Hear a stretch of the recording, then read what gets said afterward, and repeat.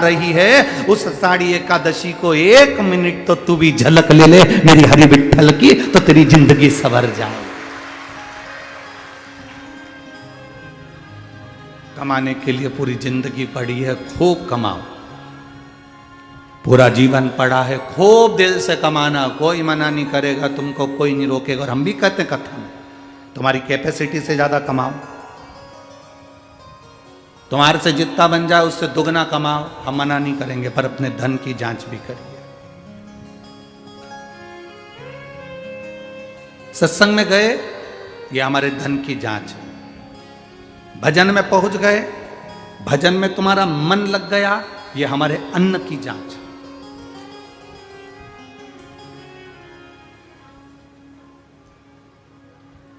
यहां सांसद महोदय बैठे हैं,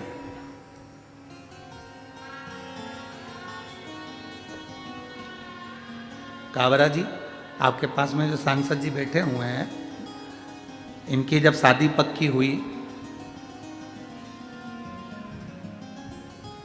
इन्होंने अपनी धर्म पत्नी के गले में मंगलसूत्र बाद में बांधा, क्योंकि संजय बंडू भैया सांसद जी ये वारकरी हैं, इनके गले में तुलसी की कंठी है।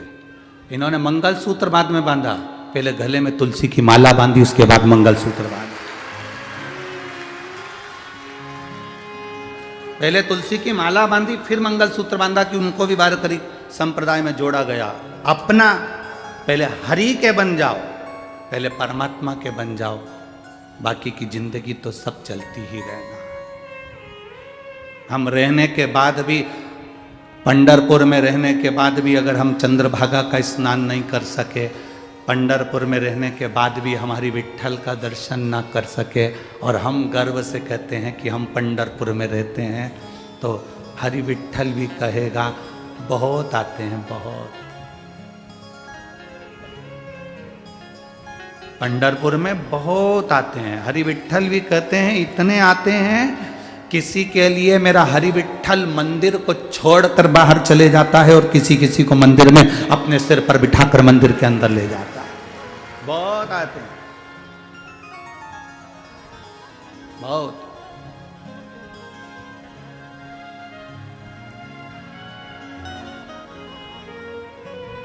आप सब जितने भी भक्त लोग पंढरपुर की कथा में आए हैं, ये लाखों की संख्या में पहुंचे हैं।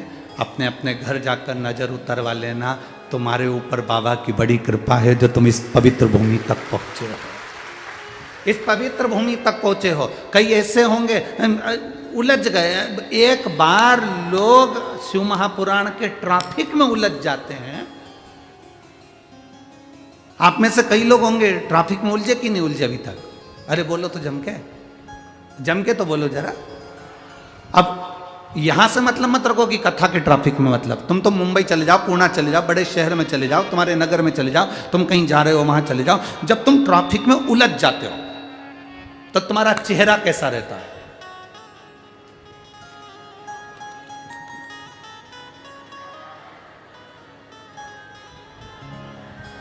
तुम जाके देख के तो आओ, आधा घंटा हो गया, जाओ जरा जल्दी जाओ। फिर वो गया, उसको भी गुस्सा, अरे आगे बढ़ा ना, तेरी गाड़ी बीच में लेके खड़ा हुआ है। जब व्यक्ति ट्रैफिक में उलझता है तो उसको क्रोध आता, बोलो आता है कि नहीं आता? जब व्यक्ति ट्रैफिक में उलझता है तो उसके मुंह से अपशब्द निकलता है, बोलो निकलता है कि निकलता? जब व्यक्ति ट्रैफिक में उलझता है तो वो डिप्रेशन में आ जाता है, अब कब खुलेगा, आधा घंटा तो हो गया, पहुंचना था मुझे इतनी बजे और इतना बज रहा है, जल्दी क्या करूं मैं? अब इधर भी गाड़ी, सामने भी गाड़ी, पीछे भी गाड़ी, करूं क्या? इतना उलझा पड़ा। ट्रैफिक में उलझा था, फिर धीरे से ट्रैफिक खुला, धीरे से खुला, तेरी गाड़ी आगे बढ़ी, तब तेरे चेहरे पे स्माइल आई, प्रसन्नता।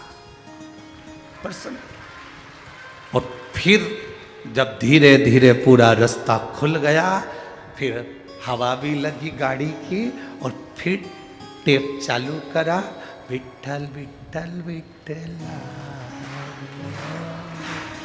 फिर टेप चालू करा गाड़ी का और भजन में अब मन लगा और रास्ता क्लियर, और क्लियर करते करते करते करते फिर अपनी मंजिल तक पहुंच गए।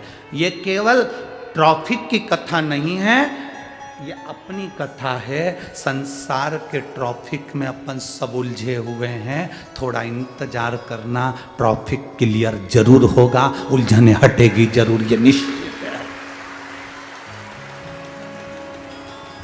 कितना भी ट्रैफिक लगा हो, कितना भी ट्रैफिक जाम हो, क्लियर होने में थोड़ा समय लग सकता है, धीरे धीरे क्लियर होगा, तुम्हारे चेहरे पर प्रसन्नता जरूर आएगी।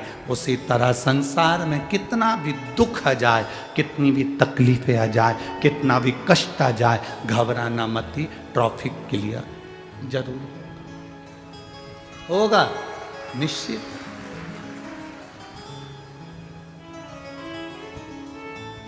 दुख क्लियर होगा, निश्चित है। थोड़ा तकलीफें आई हैं जीवन में, वो मिटेगी। और अगर भोले बाबा का सहारा न होता तो दुनिया में कोई हमारा न होता। थोड़ी उलझन, एक पत्र है देखो,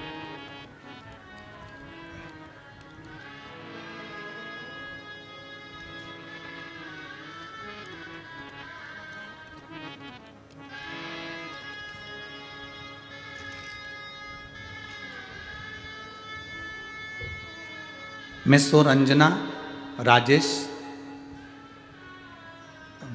बंदमवार, नांदेड़ जिला, धोंगरा। तुम समझ गए क्या? बस अपना काम हो गया, तुम्ही को तो समझना है, बाकी की तो सब जानने दो। मैं रंजना राजेश बंदमवार, नांदेड़ जिला, धोंगरा का। ठीक है, कहीं बैठी हैं, हाथ हिला सकती हैं, कहीं बैठे आप ही हैं, ऐसे हाथ हिला दो एक बार। श्री शिवाय नमस्तुभ्यं, प्रणाम। गुरुदेव, मेरा बेटा जो कि यूपीएससी की तैयारी करता है, अपने शरीर की समस्या की वजह से धीरे धीरे डिप्रेशन में चला गया था। हमने हर डॉक्टर के पास जाकर उसे दिखाया, उसका इलाज करवाया, केवल अपने नगर में ही नहीं, बड़ी बड़ी शहर में ले जाकर उसका इलाज करवाया।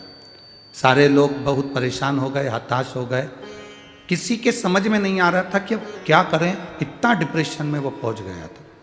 उन दिनों में मेरी बड़ी बहन घर में आई थी, तो उसे मैंने अपनी सारी परेशानी बताई, तो उसने मुझे बताया कि सीहोर के प्रदीप मिश्रा कथा करते हैं, तो कथा सुन। उसमें एक लोटा जल सारी समस्या का हल बताते हैं। शिव महापुराण की कथा सुनना प्रारंभ करा, तभी से मैं शिव जी को एक लोटा जल अर्पित करने लगी, मैं शिव जी को जल चढ़ाने लगी। गुरुदेव, पिछले 6 महीने से शिव जी की आराधना में पूरे मन से कर रही हूँ, और बाबा की कृपा का मैं क्या गुणगान करूँ गुरुदेव, बाबा बाबा है। मेरे रिश्तेदार से मैंने रुद्राक्ष मंगवाया, तांबे के कलश में गलाकर शिव जी को चढ़ाकर वो जल देना प्रारंभ करा। उसी बीच में मेरे चाचा जी की तबीयत खराब हो गई, उनको भी मैंने रुद्राक्ष का जल दिया और उनका स्वास्थ्य ठीक हुआ। मैं निवेदन करना चाहूँगी गुरुदेव, बाबा की करुणा किसको कहते हैं? आज शिव जी की कृपा से मेरे बेटे को एक भी गोली दवाई की जरूरत नहीं है, और मेरा बेटा यूपीएससी क्लियर कर रहा है। ये बाबा की कृपा दृष्टि मेरे ऊपर हुई है। बधाई आपको, हर हर महादेव। एक बार वापिस हाथ हिला दो, श्री शिवाय नमस्तुभ्यं। कितनी भी समस्या, बैठिए,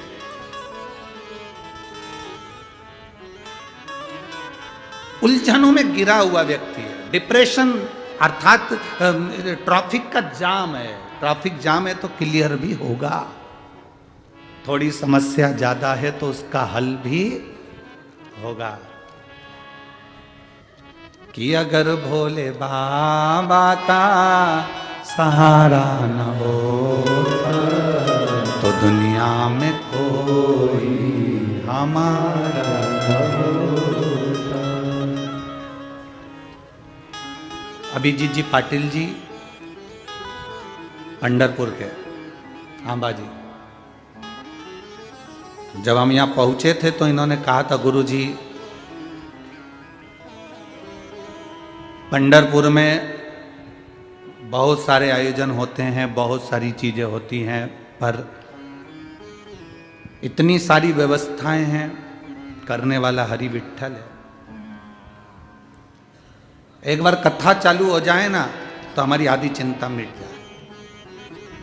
तो कल जब हम जा रहे थे तो पाटिल जी कह रहे थे अभिजीत जी कि गुरुदेव बड़ी कृपा पंडरीनाथ ने करी, मालूम नहीं पड़ने देता कि 1 बजे से 4 कब बज जाती है और भक्त अपना कथा का रसपान कर कर अपने अपने भवन की ओर चले जाते। शिव तत्व है ये, ओघड़ी का तत्व है। आप जितना जितना भक्ति में डूबेंगे, आप जितना जितना भजन में डूबेंगे, उतना उतना सुख है। डूब लो, बस अंतर है, पानी में डूबने वाला मर जाता है और शिव महापुराण में डूबने वाला तर जाता है। दोनों में अंतर है। पानी में डूबोगे तो मरोगे और शिव महापुराण में डूबोगे तो तरोगे। ये निश्चितता है कि आप शंकर की कथा का रसतत्व जो ग्रहण कर रहे हो उसमें भक्ति का एक आनंद है।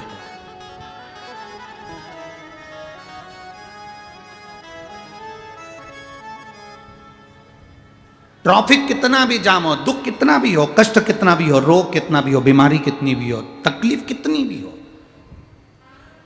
कितनी भी तकलीफ हो, आप शंकर जी को एक लोटा जल तो चढ़ाओ। अब कई माताएं कहती है मैं तो अभी 2 महीने से चढ़ा रही हूं, मैं 4 महीने से चढ़ा रही हूं, भगवान मेरी सुनता ही नहीं है, सुनता ही नहीं है। उसका कारण क्या है? आपने दिल से चढ़ाया ही नहीं।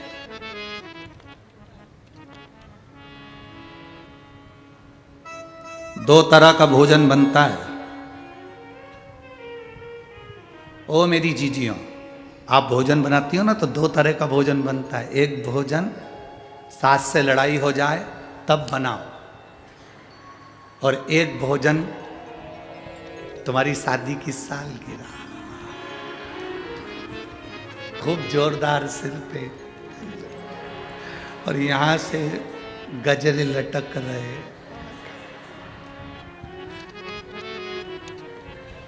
भेरू तो सो ही रिया है और तुम जगदम्बा ऐसी तैयार हो और पेंसिल से फिर लाइन खींच के और डब्बा भर के और जो तैयार हो के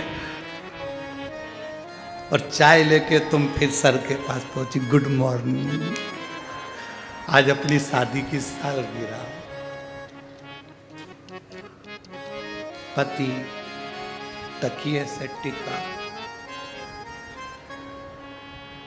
आज ही का ही वो दिन था,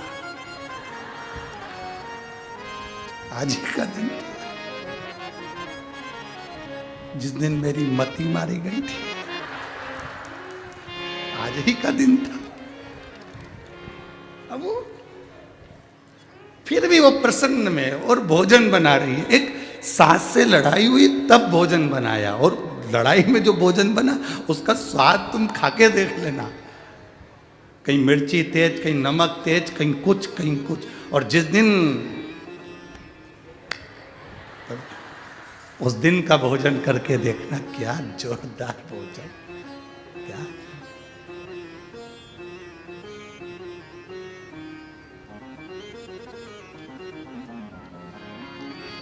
बहुत बहुत समझ वाली बात है। वो एक पति की पत्नी मर गई,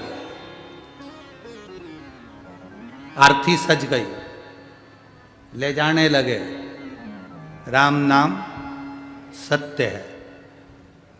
जाते जाते आम के पेड़ के नीचे से अर्थी निकल रही थी, उस पे बंदर कूद गया। जो डाली पे बंदर कूदा वो डाली उसकी पत्नी को लगी, लगते से ही पत्नी उठ के, लगते से पत्नी उठ के बैठी, जिंदा हो गई। सब तो भग गए, ये समझा कि जिंदा हो गई, चले गए। 6 महीने बाद फिर मर गई। सब रो रहे थे, ये कुल्हाड़ी ढूंढ रहा था।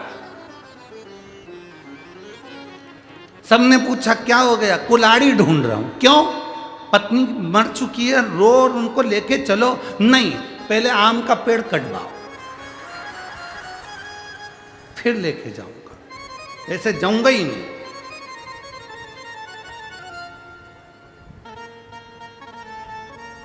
भोजन में अंतर है।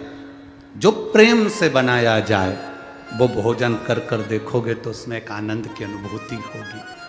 जो क्रोध से बनाया जाए उसमें रुचि नहीं होगी, ना आनंद होगा, ना वात्सल्यता होगी, ना प्रेम होगा। उसी तरह पशुपति व्रत करने वाले भी दो तरह से व्रत करते हैं, एक भाव से करते हैं, एक हमको कुछ चाहिए तो करते हैं। एक भाव से कि भगवान का मैं व्रत करूंगी और मेरा विश्वास कहता है कि मेरा बाबा सुनेगा। एक पत्र है, देखिए,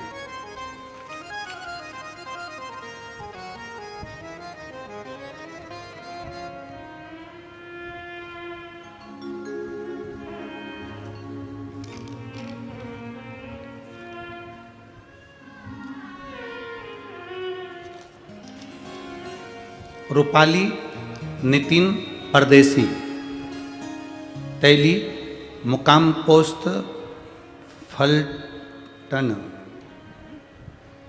जिला सतारा, मोबाइल नंबर ये है। कहीं बैठी हैं आप ही हैं? दोनों हाथ हिला दो एक बार। श्री शिवाय नमस्तुभ्यम, प्रणाम।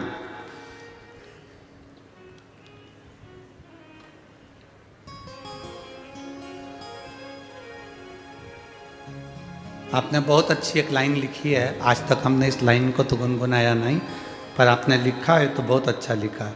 ऐसा दरबार कहाँ, ऐसा दाता कहाँ, छोड़ी सारी ये दुनिया, ऐसी सरकार कहाँ। आपको बहुत बहुत नमन, बहुत अच्छी बात है गुरुदेव। मैं बाबा का क्या वर्णन करूं, एक लोटे जल का महत्व बताती हूं गुरुदेव। मेरी सब पीड़ा बाबा ने मिटा दी। 25 साल से रजो धर्म की तकलीफ थी, इतनी पीड़ा पेट में होती थी कि मेरे से दर्द सहन नहीं होता था। सारे डॉक्टरों का इलाज करवाया, दवा ली, पर आराम नहीं लगा। 23 साल निकल गए, फिर अचानक दर्द इतना बढ़ गया कि मेरे पति ने मुझे पूना के कमांड अस्पताल में दिखाया। वहाँ सोनोग्राफी करवाई और डॉक्टर ने जब देखा तो बताया कि बच्चेदानी में 2 गठाने हो गई। एक 4-8 की है सेंटीमीटर की, एक 4-1 सेंटीमीटर की। 2 गठान हैं, आपको ऑपरेशन कराना पड़ेगा। हमने कहा ठीक है, सब जांचें करवा लो, और वापस आ गए। मुझे मेरी ननंद ने कहा कि टीवी पर कथा आती है, आस्था चैनल पर सियोर वाला महाराज कथा करता है शिव पुराण की, वो आप सुनो। हमने कथा सुनना प्रारंभ करा। पहले हम शिव मंदिर नहीं जाते थे, तब हमने 1 लोटा जल चढ़ाना प्रारंभ करा। मेरी ननंद ने बोला कि तू कर, वो सियोर वाला महाराज बताता वैसा कर, मेरा विश्वास कहता है कि तेरे पेट में आराम लगेगा और गांठ में भी आराम हो जाएगा। हमने वैसा करना, जल चढ़ाना प्रारंभ करा। ऑपरेशन की तारीख आ गई। 15 जून को ऑपरेशन था और 12 जून को हमें एडमिट होना था। छत्रपति संभाजी नगर में आपकी कथा होने वाली थी। मेरी ननंद ने मुझे वहाँ पे कथा के पंडाल में आने के लिए कहा। मैंने 7 जून की कथा सुनी और बाबा से पंडाल में बैठ के प्रार्थना करी कि मेरा ऑपरेशन नहीं हो बाबा, मेरी पेट में जो गांठें हैं वो गल जाए, ऐसी कृपा करना। 15 जून को हमको ऑपरेशन के लिए जाना है और 12 जून को एडमिट होना है। 7 जून को हम संभाजी नगर की कथा सुनने के लिए गए। 8 जून को हम वहीं से संभाजी नगर से निकलकर सीधे सीहोर पहुंच गए और वहां से रुद्राक्ष लेकर बाबा का दर्शन कर कर हम 10 जून को आ गए। 11 जून को घर पहुंचे। 12 जून को हम फिर रुद्राक्ष का जल चढ़ाकर उसको पीकर हॉस्पिटल के लिए निकल गए।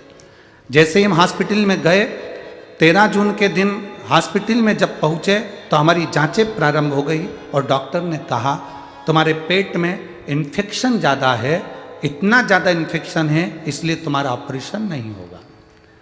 ऑपरेशन टल गया, ऑपरेशन नहीं होगा। हमने डॉक्टर से कहा पेट में दर्द ज़्यादा है, तकलीफ ज़्यादा है, गठाने हो सकता है बढ़ जाए, आप ऑपरेशन कर दीजिए। डॉक्टर ने कहा इतने इन्फेक्शन में हम ऑपरेशन नहीं कर सकते। हम बाबा को नमन कर कर वहाँ से वापिस आ गए। शिवजी पे चढ़ा हुआ जल पीना प्रारंभ करा।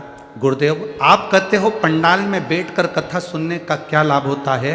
7 जून की कथा सुनी और आज बाबा के दरबार में बैठकर मैं नमन कर कर कहती हूँ, जैसे ही जांच कराई तो मेरी सारी रिपोर्ट नॉर्मल आई और अब मेरा शरीर ठीक है। मैं बाबा को नमन करती हूँ। बैठिए बहन, श्री शिवाय नमस्तुभ्यम। बैठिए। शिव तत्व की प्राप्ति है। क्या देगा शंभु, क्या प्रदान करेगा शिव, ये उसके ऊपर निर्भर करता। तेरी कृपा बिना ना हिले एक भी अणु, लेते हैं श्वास तेरी कृपा से तनु तनु। हे गंगाधार मुक्ति द्वार ओंकार तू, भोले ओंकार तू। आयो शरण तिहार शंभु तार तार तू। बखान क्या करूं मैं राखों के ढेर का, चपटी भभूत में खजाना कुबेर का। हे गंगाधार मुक्ति द्वार ओंकार तू, भोले ओंकार तू। आयो शरण तिहारी शंभु तार तार तू। शिव क्या देता है, शंकर क्या कृपा करता है? जहां जहां शिव महापुराण की कथा होती है, हम वहां लोगों से कहते हैं ये शिव महापुराण की कथा नहीं है, ये शंकर भगवान अपनी झोली का पूरा खजाना लेकर आते हैं और आपके नगर में लुटा कर जाते हैं। जो बटोरने वाला होता है वो बटोर लेगा, जो बटोरने वाला होगा वो बटोर लेगा, जो रखने वाला होगा वो रख लेगा, जो लेने वाला होगा ले लेगा। वो जैसे माताएं भजन गाती ना, राम नाम के हीरा मोती में बिखराऊं, गली गली ले लो रे कोई राम का प्यारा, शोर मचाओ।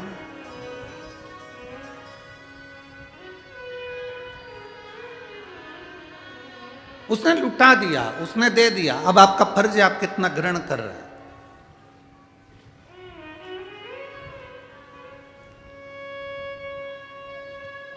शिव महापुराण में संवाद आता है विद्येश्वर संहिता में,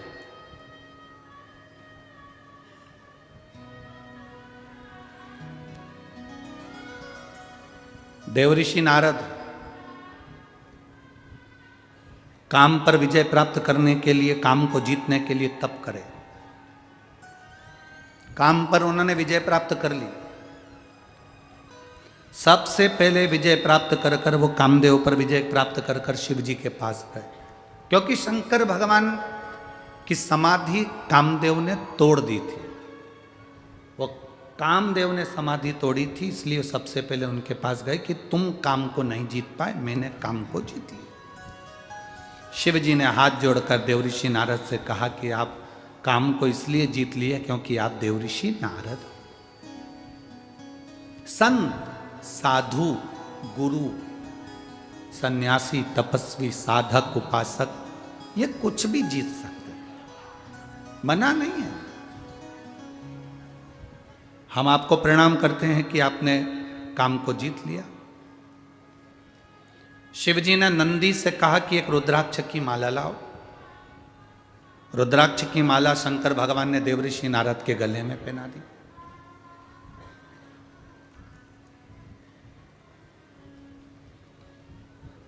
नारद जी बाहर निकले तो शंकर भगवान ने कहा, सुनो, जो तुमने मुझसे कहा ये भगवान विष्णु से मत कहना कि शंकर जी काम को नहीं जीत पा और मैं जीत गया।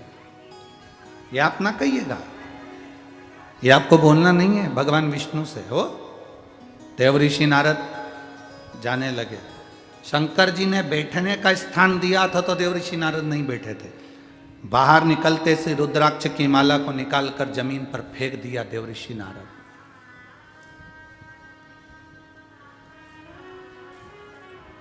कई लोगों के हृदय में भ्रम रहता है कई लोगों के हृदय में एक भ्रम है, तुलसी की माला पहने तो रुद्राक्ष की माला पहने कि नहीं पहने।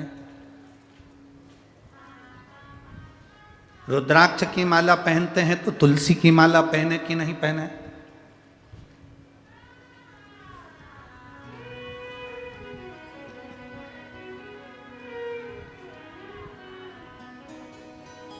कभी डॉक्टर को दिखाने के लिए गए हो आप लोग? बोलो तो जम के। तुम्हारे पेट में दर्द हुआ, किसी डॉक्टर ने आज तक एक गोली दी? अरे जम के तो बोलो। नहीं। कितनी गोली देता है?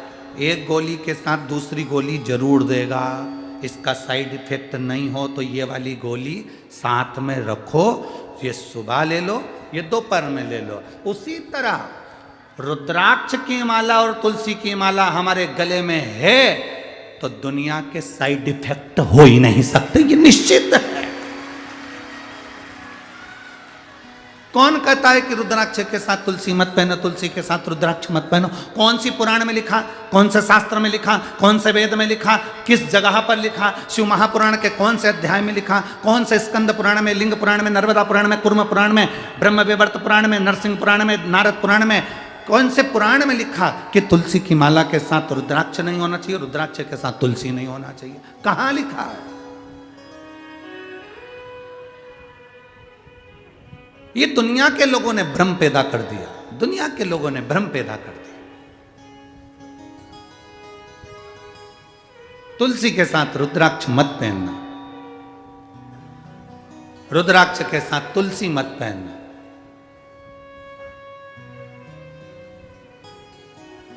हम तो अंदर से लेकर बाहर तक रुद्राक्ष और तुलसी धारण करते हैं, चाहे जो उस रुद्राक्ष और तुलसी एक, वो कहते हैं ना कि भगवान को भोग लगाओ ना तो उसमें तुलसी का दल डालना जरूरी है। बिना तुलसी के भगवान भोग स्वीकार करते हैं क्या? जम के बोलो जरा। नहीं।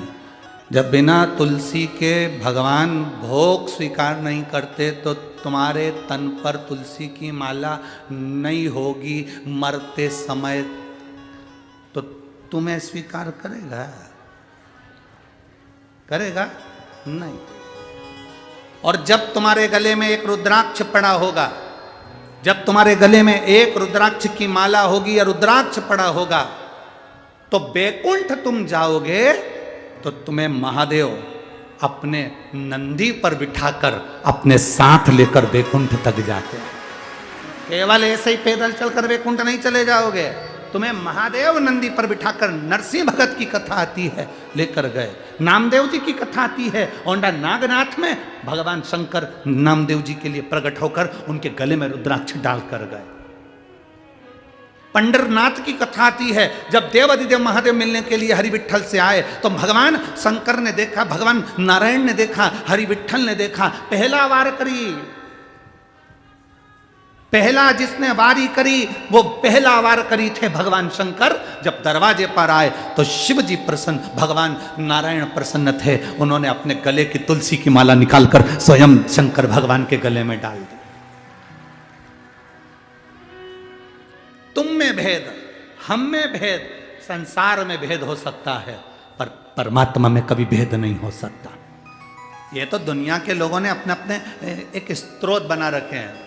राम जी, शंकर जी के मंदिर मत जाना, शंकर जी का प्रसाद मत खाना, शंकर जी के मंदिर में जल मत चढ़ाना, शंकर जी को स्त्री स्पर्श नहीं करे। अगर शंकर जी को स्त्री स्पर्श नहीं करे तो पार्वती क्यों शिव जी की पूजन करे?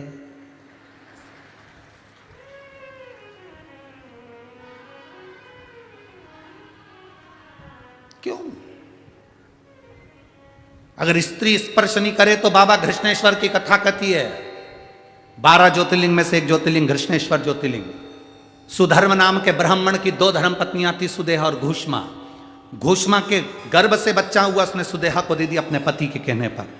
सुदेहा ने उस बच्चे को बड़ा करा, पाल पोस के बड़ा कर उसकी शादी कर दी। उसकी बहू आ गई, बहू को मालूम पड़ा कि मेरी असली सास तो घूष्मा है।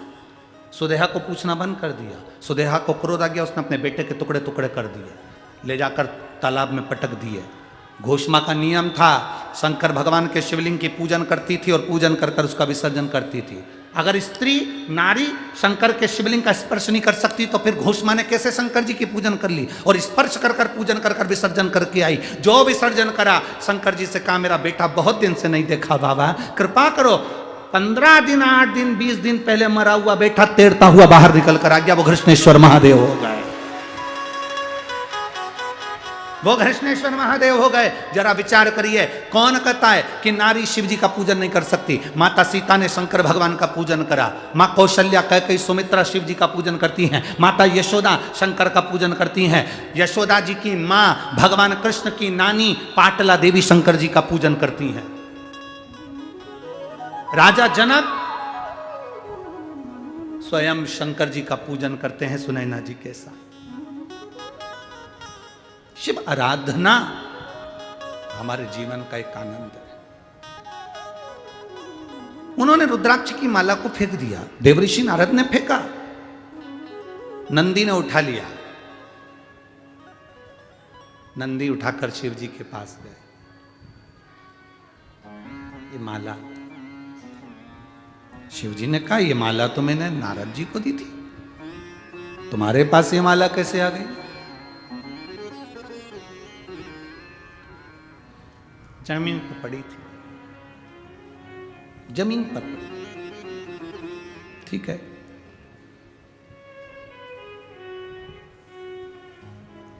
जब जिंदगी में तकलीफ आना होती है तब व्यक्ति शंकर भगवान की निंदा करना चालू कर देता है या शिव पुराण की निंदा करना चालू कर देता है या शंकर के भक्त की निंदा करना चालू कर देता है।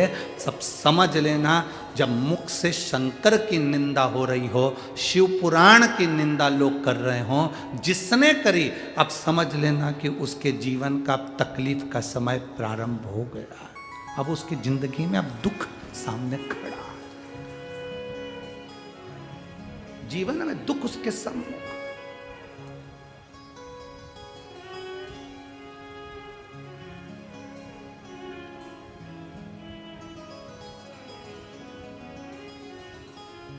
जैसे ट्रेन का सफर करने वाले को दरवाजे के पास की सीट मिलती है तो सबसे ज़्यादा तकलीफ का सामना करना पड़ता है। जो जाए वो दरवाज़ा खोल के चले जाए, सर सर करके हवा आए। बोलो सही है कि गलत है? जो आए वहीं पर खड़ा हो जाए, धक्के दे। उसी तरह जैसे कि मकान जो बनते हैं, उस मकान में जो कॉर्नर का मकान होता है उसमें भी तकलीफें रहती है। ये नियम, जैसे हवा के प्रेशर पड़ता है दरवाजे पर, तो दरवाजे पर पड़ता है तो वहीं बैठे हुए व्यक्ति को तकलीफ भोगना। उसी तरह शिव की निंदा करने वाला, शंकर की निंदा करने वाला, शंकर के लिए अपशब्द कहने वाला, वो उसको भोगना पड़ेगा। अब नारद जी का समय आ गया जिन्होंने रुद्राक्ष को जमीन पर फेंक दिया, जिसकी कोई मूलता नहीं जानी। कितना सुंदर कहा, तुलसी का मन का और रुद्राक्ष का मन का कभी खंडित नहीं होता। बहुत ध्यान देना, जिस तुलसी के मनके से आप माला जपते हो, रुद्राक्ष के मनके से आप माला जपते हो, उसका मनका भी अगर टूट गया है तो उसको झोली में ही पड़े रहने दो, क्योंकि तुम्हारी माला जपते जपते जपते जपते वो मन का इतना राम में रम गया, इतना हरि विठ्ठल में रम गया, इतना शिव में रम गया कि वो मन का सिद्ध हो गया। और इतना सिद्ध हो गया कि वो मन का टूटने के बाद भी टूटा हुआ नहीं है, वो सिद्ध की सिद्ध है।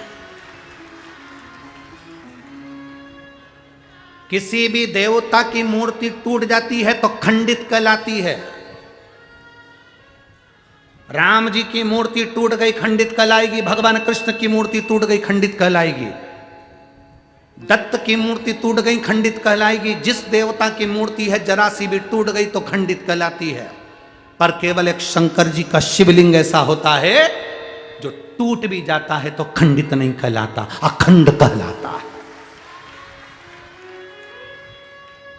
तुम्हारे घर में अगर शंकर का शिवलिंग है, वो टूट भी गया, आप सीहोर का कंकर उठा कर लिया, उसके टुकड़े टुकड़े हो गए, आप शंकर नर्मदा का कंकर उठा के लिया, उसके टुकड़े टुकड़े हो गए, तुम्हारे घर में जो शिवलिंग है वो टूट गया, खंडित हो गया, वो खंडित नहीं माना जा सकता, उसको खंडित नहीं कर सकते। उसके 4 टुकड़े भी हो गए तो वो सहस्त्र कहलाएगा, उसके टुकड़े टुकड़े भी हो गए तो सहस्त्र शिवलिंग कहलाएगा, सहस्त्रलिंग कहलाएगा, वो खंडित नहीं कहला सकता। हमसे लोग बात कहते हैं, गुरुजी हमारे गांव में एक बहुत पुराना शिवलिंग है, वो खंडित हो गया, तो वो शिवलिंग का हम क्या करें? हमने कहा फोटो भेजो जरा शिवलिंग का। अब उन्होंने फ़ोटो भेजा शिवलिंग का, और फ़ोटो भेजा तो फ़ोटो आया। फिर हमने आश्रम पर जब फ़ोटो आया कुबेरेश्वर धाम पर, तो ऑफिस के उस व्हाट्सएप पर हमने देखा, चेक करा, तो हमने कहा शिवलिंग कभी खंडित नहीं। के नीचे एक शिवलिंग का निर्माण कर कर उसका पूजन करना प्रारंभ करा। मैं बाबा का क्या गुणगान करूं, इतने सालों से मेरे बेटे का सिलेक्शन नहीं हुआ था, आज मेरे बाबा ने मेरे पर कृपा कर दी और मेरा बेटा एग्ज़ाम में पास हुआ, और नवरात्रि का त्यौहार चल रहा था तब मेरे बेटे का सिलेक्शन हो गया, और बाबा की कृपा से हम छत्रपति संभाजी नगर में जब कथा चल रही थी तब हम बाबा से प्रार्थना किए थे। बाबा की कृपा से बाबा ने हमारी सुनी, इसलिए हम बाबा को यहाँ नमन करने आए हैं। मेरा बेटा का जो सिलेक्शन हुआ, आज मेरा बेटा बहुत आनंद से जबलपुर में उसकी ट्रेनिंग चल रही है गुरुदेव, और मैं बाबा को यहाँ नमन करने आई हूँ, जिसका मैंने फ़ोटो लगाया है। फ़ोटो आप लोग टीवी चैनल के माध्यम से देख सकते हैं, आस्था चैनल के माध्यम से देख सकते हैं। शिव तत्व की प्राप्ति, शंकर, ओघड़ी, शंभु, उसकी कृपा होती है। थोड़ा सा विश्वास को दृढ़ करना है। देवऋषि नारद ने शंकर के रुद्राक्ष को फेंक दिया,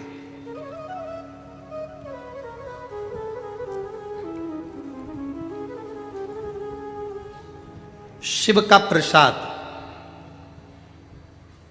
चाहे बेलपत्र हो, चाहे रुद्राक्ष हो, चाहे उसका चढ़ा हुआ जो भी है, उसको फेंका ना जाए। हम तो यहाँ तक कहते हैं कि भोजन भंडारा चलता है कथा के मध्य में, आप लोग भोजन भंडारा ग्रहण करते हो, भोजन करते हो, तो हमारा तो आपसे यही निवेदन भी रहता है कि शंकर का प्रसाद अगर भोजन भंडारे में भी जाकर कर रहे हो तो थाली में उतना ही लो जितना खा सकते हो, झूठा एक अंश ना छूटे, इसका स्मरण। दूसरा, भोजन करने का जो समय भले संजय भाऊ जी ने जो रखा है 6 बजे से और रात्रि का, ये मत सोचो कि भोजन बंद हो जाएगा और जल्दी जल्दी चले जाऊं और धक्का मुक्की हो। आराम आराम से जाओ।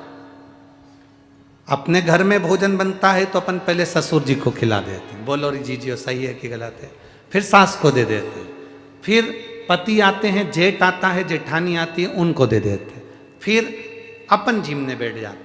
तो निवेदन है, जब इतना बड़ा लाखों की संख्या में भगत आते हैं और भोजन भंडारा चलता है, तो ये हमारा फर्ज बनता है कि हम धीरे धीरे कम कम मात्रा में जाएं। अपनी खुद की कथा, यहाँ कोई कथा का यजमान भले ये बनकर बैठे हैं, पर कथा का आयोजक स्वयं हरि विठ्ठल पांडुरंगा देवाधिदेव महादेव हैं, चंद्रभागा महारानी हैं, स्वयं विठले सेवा समिति। तो आपकी कथा है, आपको संभालना है, आपको करना है। आप स्वयं व्यवस्था बनाएंगे, धीरे धीरे जाएंगे, भोजन करेंगे। कोई झूठा छोड़ रहा है, मना करेंगे, बाबा बाबा का प्रसाद है, शिव जी का प्रसाद है, शंकर का प्रसाद है, क्यों छोड़ते हो? थोड़ा लेट चले जाओ, आराम से जाओ, पर धक्का मुक्की ना करते हुए प्रसाद को ग्रहण करो। मंदिर में 1 लोटा जल चढ़ाने जाओ, भीड़ हो रही है, थोड़ा रुक जाओ, आराम से। झगड़ा नहीं करना बाबा के मंदिर में, शिव जी के मंदिर में जाकर क्रोध नहीं करना, गुस्सा नहीं करना। इतनी देर तक बैठी है, 4 घंटे से बैठी, उठ ही नहीं रही है। इसके पिताजी का मंदिर है, जम के बैठ गई है, तो शंकर जी को छोड़ ही नहीं रही है। कोई बात नहीं, वो शंकर जी को नहीं छोड़ रही, उसके लोटे में जो जल है, तुम्हारा जल वो नहीं चढ़ाने दे रही, तो उससे कह दो तेरे लोटे में हमारा जल डाल ले, तू चढ़ा दे, एक से बढ़कर दो, बाबा को स्वीकार करेगा, उसमें क्या टेंशन। कई पुरुष लोग पत्र लिखकर भेजते हैं, हमारे मोहल्ले में शंकर जी का मंदिर है, माताएं एक बार अंदर चली जाती हैं, निकलती बाहर नहीं है। हम सब खड़े रहते हैं, इंतजार करते रहते हैं कि जल चढ़ाएं, जल चढ़ाएं, जल चढ़ाएं। ये निकले तो चढ़ाएं ना, छोड़ती नहीं है। और हम कहते हैं थोड़ा बाजू खसक जाओ, तो कहती है नहीं खसकूंगी, जा। ऐसा रुआब दिखाती है। अब तुम बताओ कि हम शंकर जी को जल कैसे चढ़ाएं, इस समस्या को हल करो। हमने कहा एक लोटा जल, सारी समस्या का हल। अब तुम बोलो कि हम करें तो करें क्या। तो वो मेरी पंढरपुर की जीजियों और मेरे पूरे भारत की जीजियों और मेरे जीजाओं, मंदिर तुम्हारा, शिव तुम्हारा, तुम शंकर के, शंकर तुम्हारा। दिल से, भाव से शिव को दीजिए, दिल से।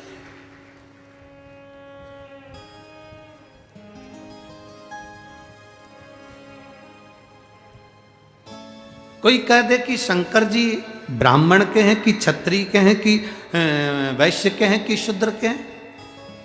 पंडरीनाथ के मंदिर में इतने सारे वारकरी आते हैं, इतनी सारी वारकरी संप्रदाय के लोग आते हैं। आज तक जो यात्रा आती होगी उसमें ये नहीं पूछा जाता होगा कि तू ब्राह्मण है कि क्षत्रिय है कि वैश्य है कि शूद्र है। जितने वारकरी आते हैं, भगवान हरि विठ्ठल के चरणों में, शंकर जी के चरणों में जो पूजन करने वाला होता है, वहां ब्राह्मण, क्षत्रिय, वैश्य और शूद्र नहीं देखा जाता। वहां तो केवल भगवान का भक्त देखा जाता है, शिव का भक्त, नारायण का भक्त, हरि विठ्ठल का भक्त देखा जाता। भगवान की दृष्टि में सब बराबर है, सब बराबर, कोई छोटा नहीं, कोई बड़ा नहीं। दुनिया के लोग भेद कर सकते हैं। देवर्षि नारद ने रुद्राक्ष की माला पटक दी, शंकर जी ने कहा था नारायण को मत कहना, माने नहीं ना नारद जी, सीधे बैकुंठ चले गए श्रीमन नारायण। भगवान नारायण ने देखा नारद जी आए हैं, आंखें बंद करके और लेट गए, बोले ही नहीं। लक्ष्मी जी चरण दबाती दबाती बोली देवर्षि नारद आए। भगवान विष्णु लक्ष्मी जी से बोले तू भी आंख बंद करके बैठ जा, बोले ही मत। क्या सीखने को मिल रहा है? नारायण के दरवाजे पर देवर्षि नारद और भगवान करे नेत्र बंद करके बैठ जा, लक्ष्मी बोलना नहीं। लक्ष्मी जी बोल रही, वो चिल्ला रहे हैं नारायण नारायण नारायण, आप कह रहे हो बोलना नहीं। हाँ सुनो लक्ष्मी, जब कोई किसी की प्रशंसा करने आए ना, उठकर बैठकर खूब सुनना, पर जब कोई किसी की निंदा करने आए ना, बिल्कुल मत सुनना, वहां से उठकर चले जाओ, उठकर चले जाओ।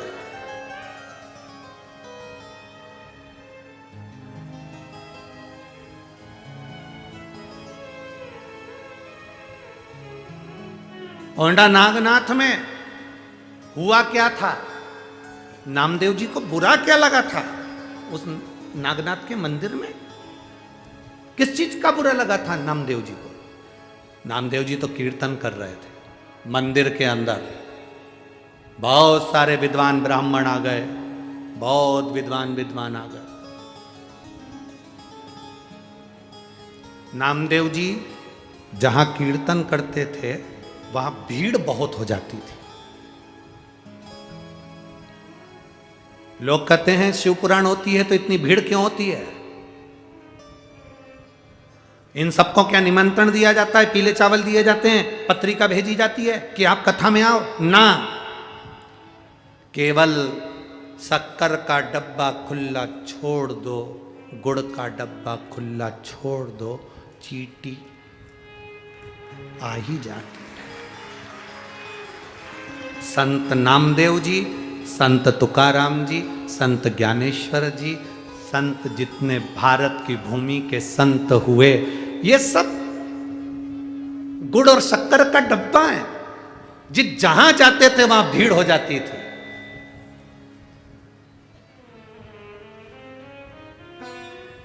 जहां जाते थे वहां भीड़ अपार, भीड़, अपार जन समुदाय। अब ओंडा नागनाथ में, वो नागनाथ जी के मंदिर में भीड़ अपार, और गुस्सा आ गया ब्राह्मणों को, क्रोध। अरे ओ नामदेव जी, इतना ऊंचा को चक्कर नाच रहे हो, कीर्तन कर रहे हो, ये कीर्तन वीर्तन शंकर जी को प्रसन्न नहीं है।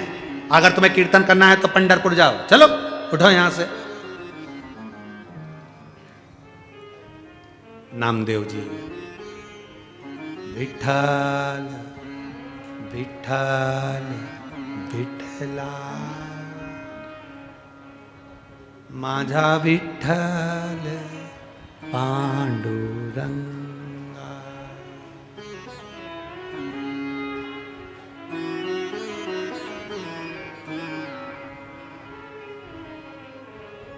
देखो, तुमच्या नामदेवची माहिती जास्ती, तुम लोगों को नामदेव जी की जो माहिती है वो ज्यादा है, हमको तो कम है, ज्यादा है। हम प्रयास करें विश्व, तो मराठी के 2-4 शब्द अगर गड़बड़ निकल जाएंगे ना तो तुम सब हमारे माथे आ जाओगे।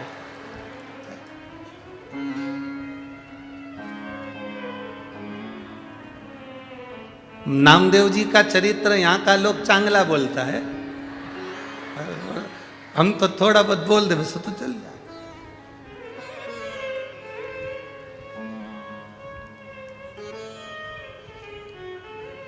अब नामदेव जी को उठाए, चलो तुम तो बाहर जाओ, यहाँ इतनी भीड़ करके रखे हो, इतनी भीड़, चलो निकलो बाहर।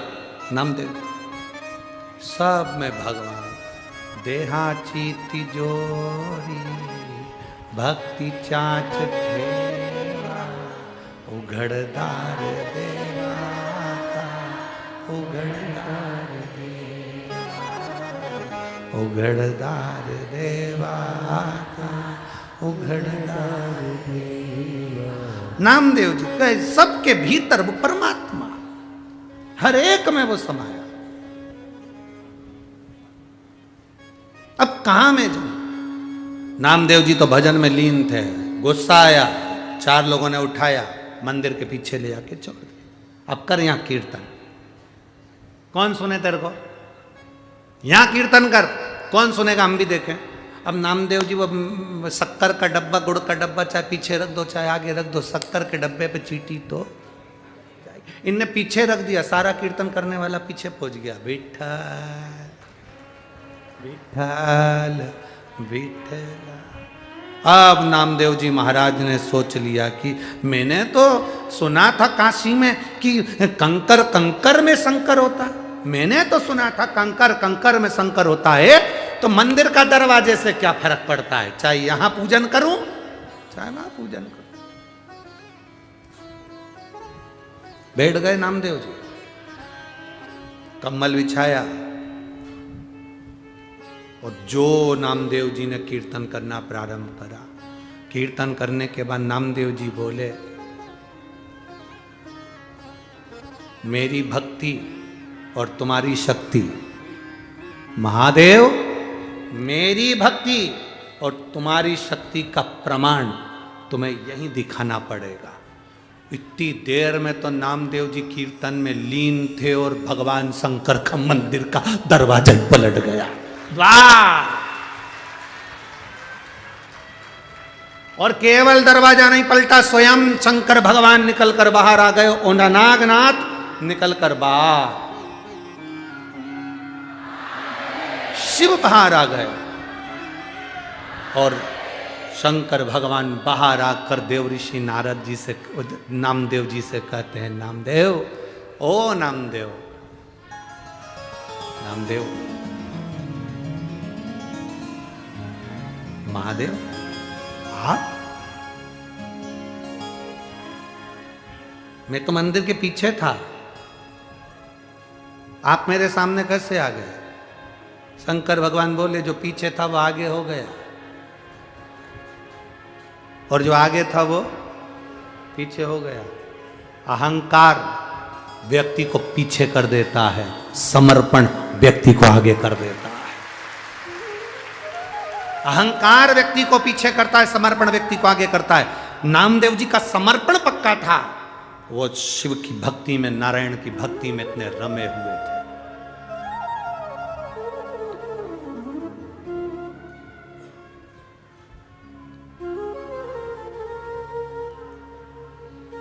नामदेव जी को सबसे ज्यादा भरोसा किसने दिया? शिव जी ने। नामदेव जी को जो मंत्र मिला गुरु का, वो मंत्र भी शिव का मंत्र था।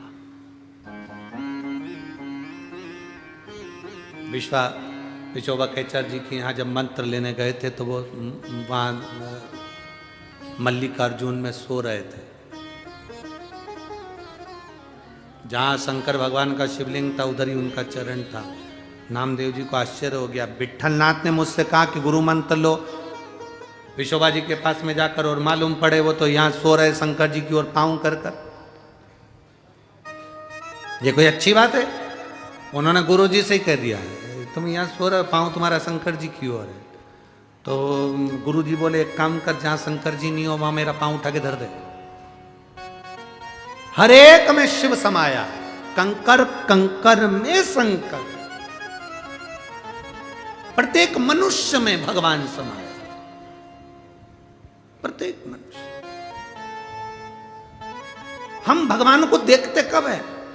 हमारे दादाजी की तिथि आई, दादाजी का श्राद्ध आया तो हमने किसी को बुलाकर, महाराज जी भिखारी को भी बुला लिया, किसी को भी बुलाकर, लो हमारे दादाजी का श्राद्ध है, लो 2 पूड़ी सब्जी खा लो, हमारे दादाजी का श्राद्ध है। दूसरे दिन बेचारे को मालूम पड़ा कि यहाँ पर मैं गया था और यहाँ से मुझे पूड़ी सब्जी मिली थी। दूसरे दिन फिर वो आ गया, भैया पूड़ी सब्जी दे दो। इतने में तो डंडा लेके दो, हट चल निकल यहाँ से बाहर।